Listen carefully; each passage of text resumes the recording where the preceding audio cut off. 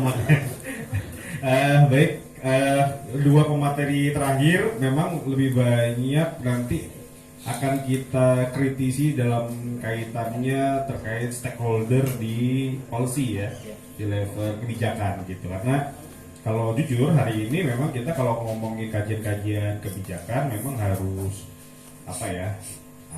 ada sinergi ya, bagaimana idenya dari pemerintah sebagai stakeholder, satu sisi stakeholder dan juga komunitas akademisi dan lain sebagainya juga bisa tahu bagaimana kerangka dari setiap kebijakan yang diproduksi oleh pemerintah itu sendiri. Nah itu bagian menariknya nanti. Nah yang tadi pemaparan dari Pak Yulian sebenarnya tadi yang menjadi bagian satu hal yang jadi menarik bagi saya adalah untuk Kota Metro sendiri bagaimana di masa yang akan datang wacana atau agenda terkait dengan duplikasi penggerak itulah yang menjadi isu penting di Kota Metro itu. Karena banyak program-program yang tentu kalau dipikirkan oleh Pak Julian dan teman-teman sebagai think tank Kota Metro, sebenarnya kan bagaimana tugas-tugas pemberdayaan itu bukan hanya diambil oleh beberapa pihak saja. Di masa yang akan datang bukan lagi ngomongin payungi as a center of excellence, tapi lebih Pareto gitu, semua orang merasakan bahwa tugas pemberdayaan itu adalah tugas bersama warga kota seperti itu. Terima kasih Pak Julian atas ceritanya, pengalaman ya menginternasional ya. Mudah-mudahan pemateri terakhir juga internasional ya, atau dunia akhirat ya. Baik, pemateri terakhir ada Pak Taufik Ronaldi yang tadi diperkenalkan sebagai pembina West Payungi ya. Kok saya jadi geli juga. Aduh. Ada materi yang akan ditampilkan, jadi pas banget ya waktu listriknya hidup ya. Iya, ya. Waktu tempat kami persilakan kepada Pak Topik. PLN bersama Pak Topik. Baik, bismillahirrahmanirrahim. Assalamualaikum warahmatullahi wabarakatuh. Semoga nggak lebih dari 10 menit. Jadi, ya kasih Pak. Semoga cukup jelas saya. Ya, Oke, kenapa kita ngobrol? Kenapa saya sebetulnya terus terang aja, saya itu dapat jatah tadinya dari Dharma itu bagian terakhir tuh Pak Mas Julian, bagian perempuan dan penataan kota atau something gitu ya, tentang itu gitu. Karena saya memang mencoba mensupport teman-teman women saya environment study yang ada di Payungi Pak Hadi, Pak Suwandi. Tapi saya ngomong, boleh nggak ya kalau saya tukar ke bagian sini? Kenapa ya? Itu orang keren-keren gitu, saya mau belajar beneran. Berasa mau belajar tuh gitu kan. Dan pengambil kebijakan sih soalnya kan keren banget. Tapi gini ya, betul. Saya juga ingin share beberapa pengalaman karena sama seperti Pak Julian tadi, saya kira itu saya ada 25 tahunan kira-kira pemberdayaan. Jadi sejak graduate misalnya saya tuh kecemplung di pemberdayaan isunya. Gitu kan, dengan program-program yang nasional. Saya bikin pilot juga di beberapa provinsi, misalnya seperti itu kan gitu. Nah, pemberdayaan itu misterius banget buat saya, sampai sekarang saya masih terus belajar. Dan clue-nya, inti dari pemberdayaan saya kira pendidikan. Atau dalam istilah Dharma yang dipakai dalam forum ini, pendidikan yang transformatif gitu ya. Dan terakhir yang menarik juga buat saya adalah karena 5 tahun terakhir sebelum saya ngambek kerja, mogok kerja, terus pulang ke Lampung gitu ya, jadi pengangguran, itu saya kerja untuk isu kebijakan gitu, ngeling beberapa kementerian, gimana mereka bikin roadmap kebijakan, kemudian ngeling antara anggaran, kebijakan yang dikeluarkan, regulasi gitu. Nah itu kerjaan saya tuh. Nah jadi isu ini saya kira menarik untuk saya coba sharing atau saya juga belajar sebetulnya gitu ya, tentang pendidikan. Ada 2 poin sebetulnya yang saya sampaikan. Pertama,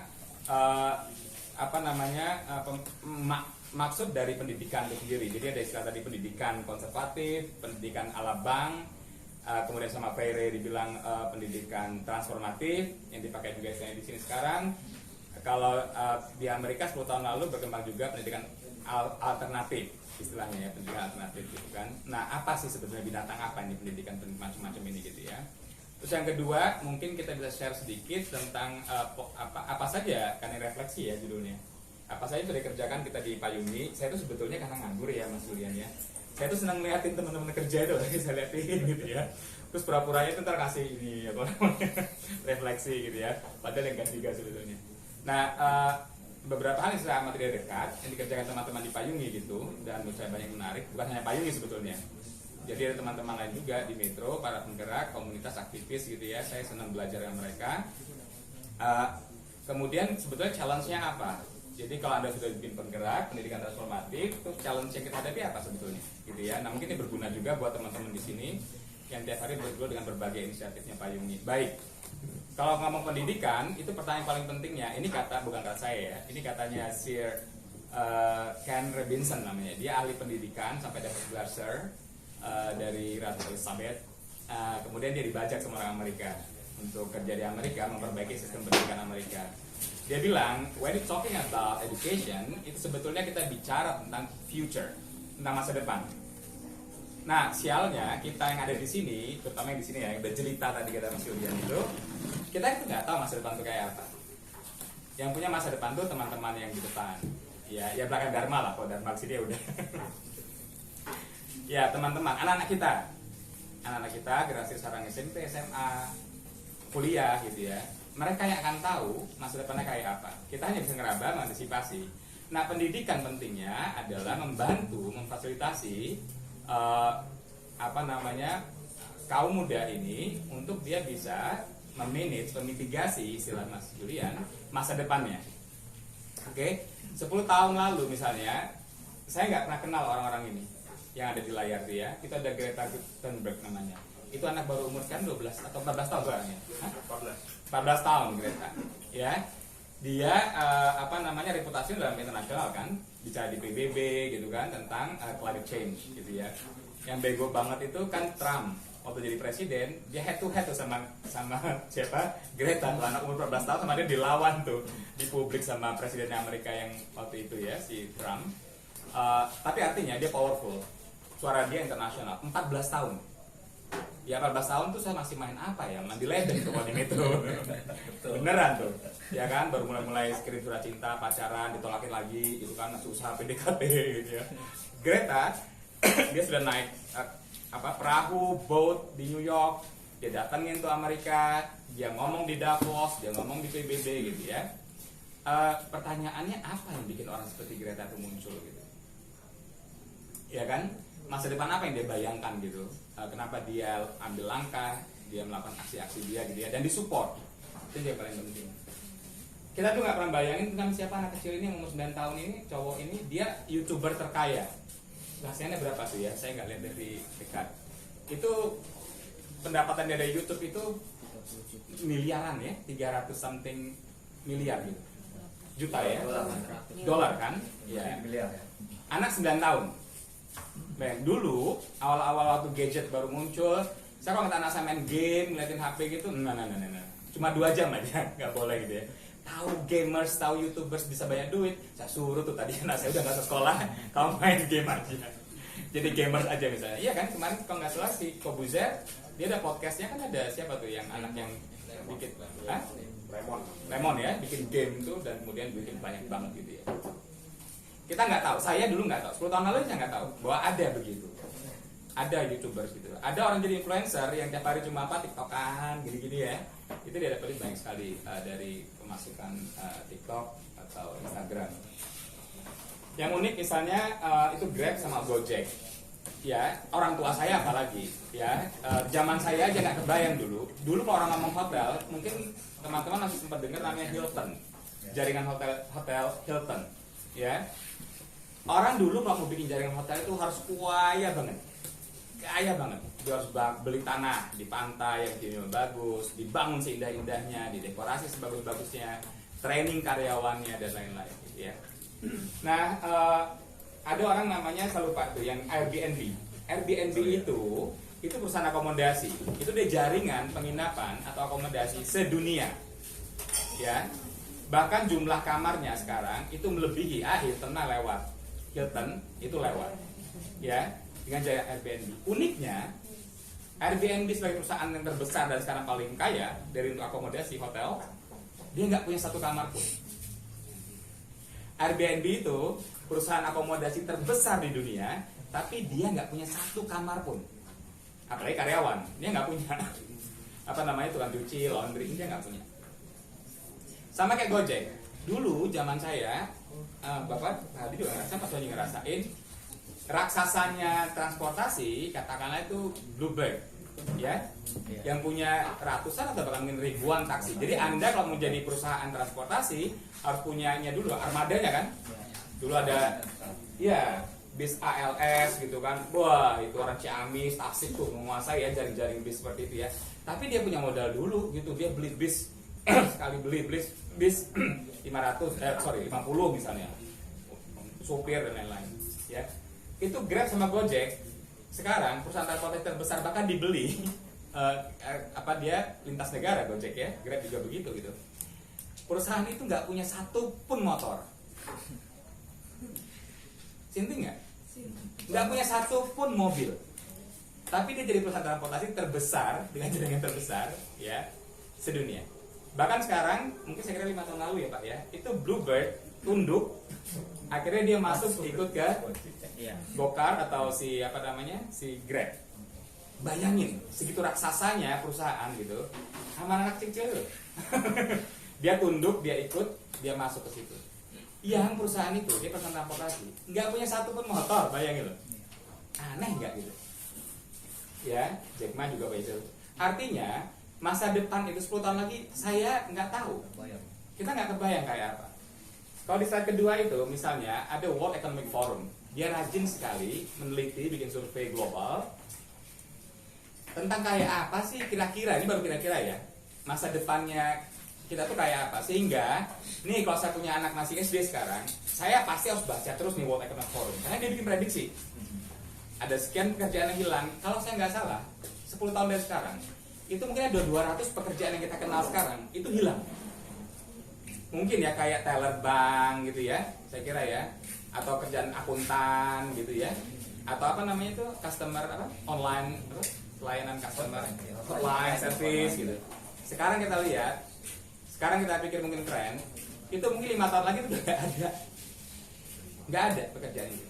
Jadi mbak-mbak, mas-mas di sini yang kuliah nanti kemeringat gitu, tes, skripsi macam-macam itu lebih baik juga rajin-rajin gitu, lirik-lirik gitu. Karena kalau Anda masih membayangkan bahwa dunia kerja sama seperti yang Bapak Ibu Anda hadapi, ya nyesel, nggak gatuk kalau orang Jawa, nggak cocok gitu ya. Misalnya itu top 10 skills untuk 2025. Ya, jadi diprediksi tahun 2025 orang yang paling dikejar, paling dicari itu orang kayak apa sih? Keterampilan apa sih yang diperlukan, gitu kan? Yang pertama itu keterampilan analytical thinking dan innovation. Jadi Anda mau punya gelar S2, doktor gitu ya, kuliahnya di ITB atau UGM lah yang paling keren ya. Alumni, yes. Anda lebih juga ya Pak ya, Bapak yang pakai ya, oke ya. Nah itu nggak guna, ya. Kalau di pasar global sekarang 2025 itu mau UIN gitu ya. Ya kalau dia punya skills analytical thinking dan inovasi itu yang paling penting. Dia yang laku, ya. Ini terus terang aja ya, jangankan zaman segitu ya, zaman saya kerja kira-kira 25 tahun lebih ya. Kira-kira saya ada kerjaan 7 kali ganti kerja kira-kira. Itu hanya 2 yang pertama ketika fresh graduate aja, saya apply terus pakai CV saya. Saya itu nggak pernah apply gitu, daftar gitu ya, CV nggak pernah. Ngobrol jadi, ya udah administrasi baru kirim CV dan lain-lain. Artinya apa? Portofolio yang penting. Kerjamu ini apa sih? Kamu tuh pintarnya apa, bisanya apa gitu. Kalau Anda academician, riset Anda mana? Itu yang dibaca. Kalau Anda fotografer, mana portofolionya? Kalau Anda pelukis, mana lapisan Anda? Gitu. Kalau Anda guru, berapa berhasil Anda meningkatkan kemampuan siswa Anda? Portofolio yang dilihat. Ya, lulusannya. Kalau Anda desainer deh, teman-teman yang desainer atau YouTuber, itu ngalamin. Nggak pernah orang nanya, Anda itu S2 apa ya? S3, nggak penting. Anda rumahnya di Metro, apa rumahnya di Bandung? Nggak penting. Ya kan? Anda pelukis misalnya, orang nggak penting lagi nanya Anda itu di mana, lulusan apa, sudah penting. Karyanya mana, gitu ya. Nah, satu misalnya analytical thinking dan innovation. Kedua itu active learning dan apa? Ya. Taktis strategis. Jadi kalau kita punya kemampuan, keterampilan mikirnya taktis gitu ya, tepat gitu ya. Ini komponennya gini, koneksinya dengan ini gitu ya. Untuk polisinya begini dan seterusnya. Anda akan dicari. Anda akan laku di 2025, tapi akhirnya sebelumnya 2021 misalnya, atau 2000 berapa gitu, itu Anda udah mulai dicari. Strategic thinking. Nah, pertanyaannya, sekolah kita sekarang, kampus kita sekarang, bikin orang begitu nggak? Bikin orang taktis mikirnya? Orang belas.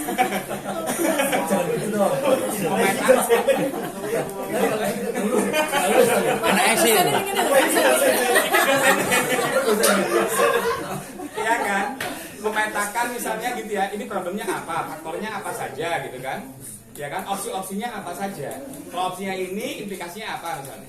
Itu strategic thinking namanya. Kalau Anda biasa bicara tentang kebijakan, Mas Julian misalnya sehari-hari sekarang sudah harus bergerak kebijakan gitu. Pak Suwandi juga, Pak Adi juga, kebijakan tentang pendidikan gitu ya. Harusnya strategic thinking dan inovasi. Kalau cuma, ya kita sering dengar ya, misalnya dinas apa saja. Oh iya bagus, tapi anggarannya terbatas. Misalnya begitu. Ya kan? Semua pemerintah daerah kebanyakan, ya, yang konservatif, jawabannya sama. Iya bagus sih idenya, tapi ya anggaran kita terbatas gitu. Strategic thinking, artinya gini loh, pintar tuh nggak nunggu kaya dulu sampai anggarannya full gitu ya, semua maunya dia. Lah sudah berapa tahun? 10 tahun terakhir kalau nggak salah biaya anggaran pendidikan itu 20% kan jatah dari APBN kan, ya berapa banyak perubahannya. Nah itu berapa skills yang akan menguasai atau dicari orang di tahun 2025. Di sebelah sana terlalu kecil buat saya, nanti kalau Anda baca silakan. Itu dia memprediksi pekerjaan-pekerjaan apa saja yang permintaannya menurun, pekerjaan apa saja yang permintaannya meningkat. Nah itu Anda pelajari, itu apa saja. Hampir semuanya sebetulnya soal kemampuan atau keterampilan yang dibilang secara umum, walaupun ada ahli yang bilang ini salah istilahnya, soft skill. Soft skill itu Bapak Ibu teman-teman sekalian, itu bukan soal apa namanya IP saya 3, enggak mungkin 3, ya. IP saya 2,9, IP-nya mentoknya berapa? 4. Ketok ya. Bego piro. 3 ki ono apa ora berarti ini tak tekan enggak nyampe 3 Mas Yuli. Nah, Sakom. Aku mau digabung sama bojoku baru IP-nya 3 lebih. Kalau masing-masing ya dia lebih lah saya enggak. Nah, bukan itu soalnya, tapi soft skill, organisasi, leadership, kemampuan bicara di publik, kemampuan merumuskan pikiran Anda, gitu ya, kemampuan melihat masalah, kemampuan menggali persoalan di bawah, kemudian menggerakkan atau menginspirasi. Ya, leadership itu bagian dari leadership itu menggerakkan dan inspirasi, gitu ya. Nah, itu yang laku, itu yang layak. Jangan maksa, jangan enggak lah, aku pokoknya tetap IP-nya tinggi aja gitu ya, walaupun nggak belajar soft skill gitu ya. Besok bosnya bukan saya, bosnya global. Bosnya bukan saya, kalau saya masih sama orang Indonesia ya kasihan deh, sayanglah gitu ya sama Indonesia. Enggak mas, enggak gitu. 5 tahun lagi, 10 tahun lagi, yang punya pangsa kerja, yang buka pangsa kerja itu nggak tertutup hanya orang dari Jakarta, dari Indonesia, enggak, dari secara global. Itu artinya masa depan sebentar lagi tapi ya, yang akan kita hadapi bersama gitu. Oke, jadi education, ngomong tentang pendidikan, itu bicara tentang ngomong masa depan. Ya, teman-teman kalau berpikir tentang pendidikan, itu artinya teman-teman berani melihat apa yang akan terjadi di masa depan, prediksi seenggaknya. Oke. Nah, berikutnya kita ngomong soal pendidikan. Ini saya rangkum aja. Saya tadi pagi dengerin 2, ada namanya TED Talk ya kalau di YouTube, TED Talk. Itu banyak presentasi bagus. Saya dengerin 2 presentasinya tadi, Sir Ken Robinson. Nah, dari dia saya kira belajar. Tapi sama idenya tentang dari Freire juga sebetulnya. Pertama, ngomong pendidikan itu kamu nyadarin tentang human nature. Jadi secara alamiah manusia itu kayak apa sih gitu ya. Jadi secara alamiah kita semua kita ya, perempuan, laki-laki, orang kampung, orang 29, orang yang sudah di orang Bandar Lampung gitu ya. Pertama itu secara alamiah itu kecerdasan itu diverse atau beragam. Nah itu kesalahannya tadi pendidikan gaya bank itu, atau sistem pendidikan yang konvensional gitu ya. Kenapa salah? Nggak salah juga sih. Sistem pendidikan yang masih berlaku sampai sekarang ini Pak Suwandi juga saya kira pasti paham banget gitu. Itu dulu di-create di awal abad ke-19. Tujuannya untuk memenuhi industrial. Jadi adalah menjadi mesin. Butuhnya clerk, butuh administrasi, butuh akuntan gitu ya udah masuk, kemudian diubek-ubek gitu ya, disuruh distandarisasi. Jadi kalau Anda nilainya A, Anda B+, ya menangnya A gitu. Ya. karena pasar yang terbaik kalau Anda harus bersaing kan gitu. Nah, jadi itu konvensional. Padahal kecerdasan itu diverse, beragam. Ya. Jadi misalnya ada cerita, orang namanya ini cewek ini, Gillian Lynne. Gillian Lynne itu dia sampai harus dibawa ibunya ke konsultasi gitu, ke spesialis gitu, karena bagi gurunya nyerah. Ini anak nggak ngerti gue gitu, nggak bisa deh diajarin kayaknya gitu. Gerak terus gitu ya. Di bangku tuh dia gini terus dia. Jadi enggak, ini kayaknya ada masalah nih anak gitu ya. Lo didik sendiri atau gitu, saya nggak sanggup kata sekolahnya gitu kan. Ini penyakit. Anak Anda ini, si Gillian ini punya masalah. Ya, sekolah udah nggak sanggup. Sama ibunya dibawa ke spesialis. Kemudian ngobrol nih ibu sama si spesialis, ada si Gillian ya. Terus kemudian spesialis pendidikan itu bilang gini, oke, Bu, kita keluar sebentar ngobrol. Gillian ditinggal di kantornya, di setel radio. Ini ada musik Frank Sinatra atau apa gitu. Mereka keluar terus ngintip gitu. Itu begitu setel musik, orangnya pergi, itu si Gillian itu dia langsung dancing gitu ya, nari gitu dia. Ya. Terus kata spesialnya gini, Bu, anak ibu ini bukannya sakit atau bego, enggak. Dia nggak sakit, dia penari. Itu kecerdasan kinetis namanya. Ya, iya kan? Jadi kecerdasan itu beragam, ada kinetis, ada visual. Saya tadi ngobrol sebentar sama Ruli. Ruli itu menurut saya ya, dan Anggi juga ya, itu kecerdasan visual. Gitu. Jadi nggak tahu gimana ya dia mindahin. Saya kalau disuruh melukis kayak gini mungkin stres saya ya, udah angkat barbel aja gitu. Iya, nah itu tentang visual, nangkep apa yang dilihat, kemudian diekstrak tadi istilahnya Ruli gitu ya, pakai teknik macam-macam, pakai alat macam-macam gitu. Itu kecerdasan. Dulu kalau anak-anak kita hobinya nulis apa, gambar, pensil warna gitu ya, wes keset banget tuh belajar. Mau jadi apa toh ini? Ya. Nah, pola seperti itu nggak laku lagi. Karena sebetulnya setiap manusia itu dia cerdas, cuma diverse, berbeda-beda gitu. Jangan dipaksa. Namanya pintar itu ya pintar matematika. Kan ada strata sosial, stratanya tuh eksak dulu, ilmu sosial, kemudian seni. Seni itu udah paling belakang gitu kan. Nggak bisa. Kalau nggak anaknya dipaksa. Kenapa di Amerika 10 tahun lalu itu ada 60% orang drop out, kurang apa sekolahnya Amerika gitu kan. Boring, bosan. Karena 60% ini mungkin kecerdasannya bukan kecerdasan eksakta gitu. Dia cerdas yang lain, gambar, bersosialisasi itu kecerdasan. Ada orang yang taruh sebentar aja truk gitu, langsung ngobrol gitu kan. Ya, di rumah saya ada 4 orang, cerdasnya beda-beda. Ada yang satu, kalau mikir itu pas sambil makan. Nggak sebutin namanya ya, nggak usah ya. Ada yang cerdas itu, mikir kecerdasannya itu muncul tuh ketika ambil nulis. Kalau ngomong sih ya banyak diemnya gitu, tapi ambil nulis. Gitu ya. Ada yang cerdasnya kan udah ngomong. Bah, kalau ngomong tuh susah nyetopnya. Gue ngomong apa tau? Ngomong terus panjang gitu. Ya. Jadi ada yang cerdasnya sambil nyanyi. Dia sambil nyanyi gitu terus tiba-tiba keluar ide tuh. Desain baju, desain baju, sebut dia orangnya. Desainnya begini dan tahu ya. Gitu. Nah, itu dia nyanyi. Jadi itu aja kebayang ya rumah saya ributnya kayak apa gitu. Nah, memaksakan semua orang sama berpikir dengan saya itu keliru. Itu diverse. Yang kedua, dynamic. Nah, intelijensia manusia itu dynamic. Dia baru bisa berkembang itu kalau interaksi. Kalau dia dikungkung, dipaksa gitu, suruh kasih teori-teori aja, konsep rumus-rumus aja itu dia nggak berkembang. Kecerdasan berkembang dengan interaksi atau dinamika. Nah, insting dia unik, ya unik dalam kontekstual gitu. Jadi orang itu dalam konteks yang sebenarnya cerdas. Makanya setiap anak-anak gitu kan, dia nggak pernah salting kan anak-anak dia. Kita ajak lebaran ke rumah tetangga yang ke rumah saudara yang di Bandung, kota besar, ya udah main. Ya di desa kita di kampung ya udah main gitu, ngobrol. Dia konteksnya cepet gitu. Oke? Nah itu nature-nya. Nah pendidikan, kalau saya nggak keliru, kata dasarnya itu sebenarnya fungsi dasar itu adalah facility. Ini sistem pendidikan, sekolah, kampus, termasuk pendidikan yang dipayungi misalnya. Kalau Anda anggap payung sebagai sebuah lembaga pendidikan informal, dia itu memfasilitasi sebuah proses belajar.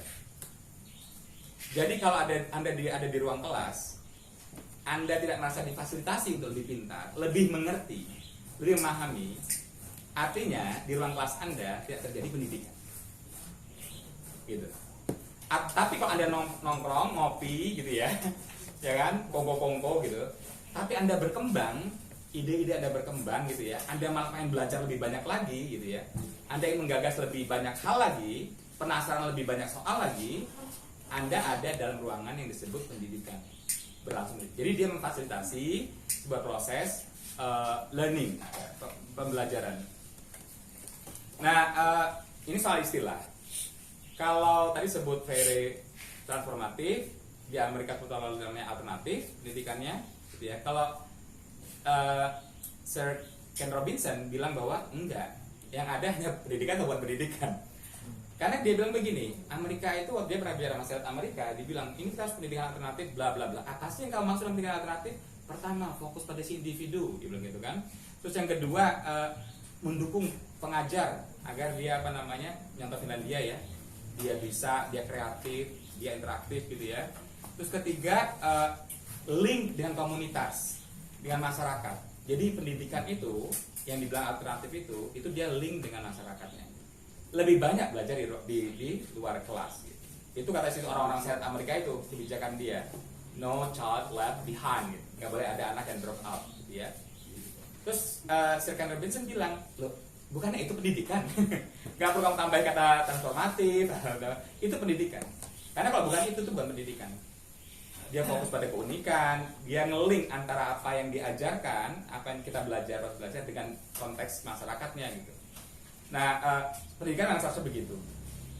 Karena saya pikir outputnya pendidikan itu, atau orang-orang yang terdidik, orang hasil dari proses pendidikan yang difasilitasi untuk belajar itu, sendirinya, automatically, dia adalah penggerak. Nggak mungkin orang terdidik nggak jadi penggerak itu. Jadi menurut saya, tafsir saya, orang terdidik atau berpendidikan dengan penggerak itu, dia the same thing, identical. Dia bukan spesies yang berbeda. Jadi Anda ini terdidik, diublek-ublek gitu, dilatih, tambah dan lain-lain, baru Anda jadi penggerak. Nggak mungkin. Kalau Anda terdidik, kalau Anda sarjana, gampangnya ngomong ya, kalau Anda sarjana yang terdidik, berpendidikan, pasti jadi penggerak. Nggak mungkin enggak. Skalanya bisa beda, fokusnya bisa beragam gitu. Nah, bisa di sastra, bisa di lukisan, macam-macam. Bisa di komunitas seperti ini, bisa di ekonomi perempuan, macam-macam. Tapi kalau Anda terdidik, Anda pasti penasaran, Anda pasti ingin melakukan perubahan. Nah, saya kira itu yang saya paham tentang pendidikan. Dengan perspektif ini, kita bisa lihat gitu yang terjadi di Payungi atau di teman-teman komunitas atau juga yang ada di lembaga-lembaga formal. Yang sedang terjadi sekarang itu proses pendidikan atau bukan, gitu ya. Ini bukan soal salah benar atau menjudgment orang lain gitu. Ini sebuah kesadaran komunitas, sebuah kesadaran bersama ya warga kota ini gitu. Sebetulnya kalau kita bicara metro kota berpendidikan, arahnya kemana ya? Mana prioritas yang perlu kita dukung lebih banyak, ya kan? Atau bagaimana cara kita memperbaiki lembaga-lembaga pendidikan formal? Konsep ini itu pertanyaan buat kita semua sebetulnya, termasuk juga Payungi, melalui fokus di Payungi tentang pendidikan transformatif, kalau pakai istilahnya Payungi. Oke, terakhir itu yang saya tahu atau saya amati dari dekat beberapa eksperimennya Payungi ya. Ada sekolah penggerak desa, ada pesantren wirausaha, isu perempuan dan ekonomi, kemudian ada Women and Environment Studies, perempuan dan isu lingkungan, kemudian ada MYLS, Muda dan Perencanaan Pembangunan Kota. Itu yang saya pelajari. Saya sih ngelihat semuanya ini bukan project. Saya nggak tahu deh kalau Pak Ahyar atau Mbak Hifni atau Mas Dharma ngelihat sebagai project, saya nggak tahu. Bagi saya ini semua adalah proses pendidikan, proses belajar, ya, yang nanti goalnya adalah menciptakan penggerak. Itu kenapa saya optimis dan senang sekali main ke Payungi, karena saya melihatnya ini sebagai sebuah sekolah, ya, proses memvalidasi proses belajar. Oke, nah saya amati itu sih menurut saya menarik semua gitu. Setidak-tidaknya, ya, sedikit sekali ada yang pernah buat ini, atau di Lampung ya, baru sedikit sekali ada yang buat begini, gitu ya. Saya dan Linda misalnya pengalaman pemberdayaan tuh PNPM tuh wis tekan Bindi, sak Indonesia. Linda itu wis tekan sekolah Aceh sampai Papua gitu. Saya sih nggak berani Papua ya, jauh banget ya gitu. Kalau Linda sih iya dia naik perahu, ngambing gitu ya untuk PNPM. Nah, jadi kalau saya bilang bahwa ini unik, ini perlu diapresiasi Payungi atau juga mungkin siapa namanya Pengangguran gitu ya, dan beberapa tempat-tempat lain juga gitu ya. Percaya sama saya nggak sedang pariwisata. Saya nggak dikasih orang untuk bicara. Ini unik. ini harus disupport menurut saya oleh semua kita bersama-sama. Kalau refleksi, saya kira kita di sini dan beberapa teman-teman penggerak lain ya, ada juga di RIS misalnya saya lihat, kemudian ada teman-teman dalam skala yang lebih kecil dan bentuk yang berbeda. Dia berkarakter dan pendidikannya alternatif atau transformatif. Ya, intinya dia memfasilitasi proses belajar, dia kontekstual dan dia mengarah pada perubahan. Ya, kalau Anda sering ngobrol sama Mas Dharma itu, kadang-kadang itu tuh Pak, temper apa? Sumbune iki rada pendek. Ya toh. Nek kesel loh, jadi wis ngene wae. Oh wis ngene wae gitu. Kadun ya. Tempernya wajar gitu. Wajar menurut saya. Dia sampai di kampus soalnya. Jadi maksud saya, karena apa? Orientasinya adalah perubahan. Gitu. Ya, enggak ada yang gaji juga gitu ya. Tapi karena orang itu lu ngomong apa aja depan gue nggak apa-apa, gue senang dengerinnya gitu. Tapi kita berubah apa enggak? Itu pertanyaan dia gitu. Yang saya tangkap ya. Nah, semua yang dikerjakan oleh Pak Yuki dan juga beberapa komunitas yang lain ya di Metro yang menurut saya juga keren-keren itu karena begitu. Dan rata-rata orangnya kayak temper, semuanya pendek-pendek. Makanya kadang-kadang suka gelut. Karena sebenarnya bukan karena soal mereka secara naluriah itu pemarah, bukan. Tapi karena gemes gitu ya. Karena semua kegiatan dia, orientasi kerja dia. Kalau saya sih orientasi kerja saya bangun pagi itu nongkrong Mas. Nongkrong, baca, duduk, nulis, nyantai. Nanti paling ada yang WhatsApp bisa ini enggak? Ya ayo gitu. Saya enggak punya sumbu saya masih agak panjang gitu. Ya itu ngangguran tau gitu. Nah, tapi kalau teman-teman yang memang aktivis itu memang tempernya ada pendek. Ya itu karena fokusnya ada berubah kan enggak sih gitu. Mau ngomong A, I, U, E, O ya monggo seneng dengarnya gitu. Berubah apa enggak? Saya kira itu yang kita punya ya. Walaupun, nah kemarin isengnya Dharma itu loh. Jadi saya kritik dia tuh saya kasih buku 4 bukunya sekolah penggerak apa segala macam ya. Terus saya plototin paragraf. Anda ini ngomong apa di buku ini sebetulnya ya? Nah, Pak Yu itu banyak banget Pak bukunya Pak. Oh. Udah pernah baca Pak? Belum. Pegel Pak. Enggak. Yakin. Pegel. Jadi ada satu judulnya apa geopolitik desa ini. Aku ngerti, aku orang sosiologi, ngerti maksudnya. Tapi kalau pakai kacamata awam, yang mau dibilang apa di buku ini? Saya ikutin gitu ya. Itu baru paragraf ke-9 baru ketemu. Misalnya begitu ya, nggak apa-apa. Ya, namanya refleksi ya Dharma ya. Hai bro. Nah, saya kira refleksi saya karena kita dipayungi itu masih campur-campur lah. Ada kegiatan akademik gitu ya. Teknologinya daki-daki banget Bapak. Untuk saya sekalipun itu daki-daki gitu. Kenapa? Nah tadi yang Bapak bilang profetik, fungsi keagamaan. Saya pernah baca. Coba cek setiap nabi. Kekuatan setiap nabi itu apa? Kayak dia bicara dengan bahasa kaumnya. Itu kata kuncinya. Itu apa namanya sih? Itu apa language studies kan. Makanya kenapa saya jatuh cinta sama Bourdieu misalnya. Karena Bourdieu itu di jadwal tuh orang ngomong konsep ini konsep itu mah dia dilihat beres ngomong apa saja nih. Misalnya begitu. Artinya mungkin saya kira perlu diperkuat soal istilahnya nggak. Itu ada istilah materi dan metode kelas. Jadi lucu. Ini penggerak. Kalau kita malah keseret-seretnya pada metode kelas, walaupun mungkin hanya sekian persen ya mungkin ya. Mungkin kedepannya perlu kita dorong dengan kegiatan lift-in sebetulnya pendampingan ya atau mentoring gitu ya. Dan itu juga bukan yang belum dilakukan, sudah dilakukan, tapi mungkin porsinya bisa dilihat gitu ya. Nah ini yang terakhir dan ini bukan saya nggak bisa jawabnya, ini kita jawab bersama-sama. Oke, konsep pendidikan itu transformatif, eksperimennya dilakukan, gitu ya. Pertanyaannya, tantangan terbesar kita semua sekarang adalah membentuk ekosistem. Jadi kalau Dharma misalnya setahun ini keluar nggak banyak 5 aja penggerak yang mumpuni, gitu ya Pak ya. Terus apa yang dilakukan kota Metro ini dari 5 orang ini? Kok Metro itu ada dinas, ada dewan, ada CSR, ada ahli advisor, pemerintah kota. Apa yang kita lakukan pada 5 orang ini itu pertanyaannya. Apakah 5 orang kita rawat, kita jaga, generalisasi gitu, atau dijaga wae? Ya wis. Ya nasibmu deh, cari sendiri. Itu. Contoh MLS menurut saya itu ide yang keren sekali. Apakah dia udah sempurna sebagai sebuah kegiatan? Belum, ya kan? Tapi sebagai sebuah gagasan, menurut saya ini keren. Yang saya bilang Mayer bahwa 100% support. Karena menurut saya ini gagasan. lagi-lagi 25 tahun pengalaman pemberdayaan senasional dan internasional, menurut saya model MILS ini harus didukung. Karena dia mempertemukan anak-anak muda yang punya masa depan dengan proses perencanaan kota, gitu ya, itu keren. Berhasil belum? Nah, belum tentu.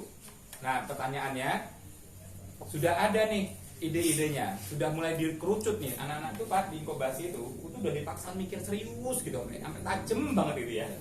Ya, terus dinasnya ketika ngobrol disambut enggak? Ketika musrenbang diajak enggak? Misalnya soal literasi, kemarin saya ketemu dengan anak-anak muda Pak, komunitas penggerak gitu ya, yang ngomong literasi itu sejak zaman saya pertama datang ke Metro, mereka udah bergerak di literasi, pojok buku namanya, latihan menulis namanya, ya sudah melakukan banyak hal di dalam komunitas gitu. Tiba-tiba kemarin salah satu dinas itu bikin atau mencanangkan Metro sebagai kota. Kebetulan saya diundang ya. Saya tanya, maksudnya Metro kota literasi itu apa toh? Apa ya? Literasi kan pernah pokoknya panjang lebar ya.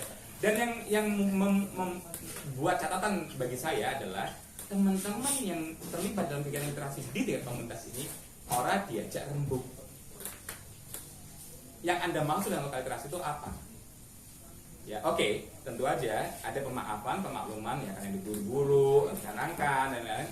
Oke, nggak masalah gitu ya. Tapi itu artinya menurut saya kita tidak merawat penggerak gitu ya. Nah, di bidang budaya juga begitu, sama ngobrol dengan teman-teman DKM misalnya gitu ya. Ada banyak yang bergerak, membangun komunitas dan seterusnya. Ini dirawat apa tidak? Itu ekosistem saya kira Pak. Nah, ini sangat terkait juga kan dengan dinas gitu ya. Bagaimana menyambut? Tadi kalau saya sih, mungkin karena saya bapak ya, punya anak udah gede-gede juga gitu ya. Kalau lihat teman-teman yang ini ya, West gitu ya, itu tuh rasanya pengen tak pupuk loh Pak. Apa? Ayo kita rawat gitu loh. Kita apresiasi gitu kan, kita dukung sebisanya gitu kan, dan kita carikan peluang sebanyak-banyaknya untuk mereka biar berkembang gitu. Wes lagi mau riset, Mas Julian bisa cari supportnya untuk riset, dan risetnya keren banget, saya kompor kalian, risetnya keren banget. Nah itu hal-hal saya kira tadi, pertama soal masa depan kayak apa, kedua pendidikan itu bagaimana kita mempersepsinya, apa yang dilakukan oleh Payungi gitu kan, dan apa challenge-nya. Menurut saya challenge-nya adalah ekosistem. Untungnya ada banyak orang yang mau diajak ngobrol di Payungi. Kita akan punya waktu 3 atau 4, 5 lagi kalau saya nggak salah, kita ada diskusi gitu ya. Saya kira semua yang dilakukan tuh refleksi itu sebetulnya sekaligus untuk ekosistem. Penggerak-penggerak dilahirkan oleh Payungi atau WES atau MILS itu bisa connected gitu, bisa nge-link dengan itu. Kalau enggak, ya Metro maju atau mau dibilang literasi macam-macam itu ya masih lama banget gitu. Kalau nggak connect, kalau nggak sudah kita connect, ini perubahan bukan untuk kita, bukan untuk saya, perubahan itu untuk anak saya, untuk anak bapak-bapak gitu. Ya kalau nggak kota ini masih nggak berubah. Saya kira itu. Maaf ya kepanjangan. Assalamualaikum warahmatullahi wabarakatuh.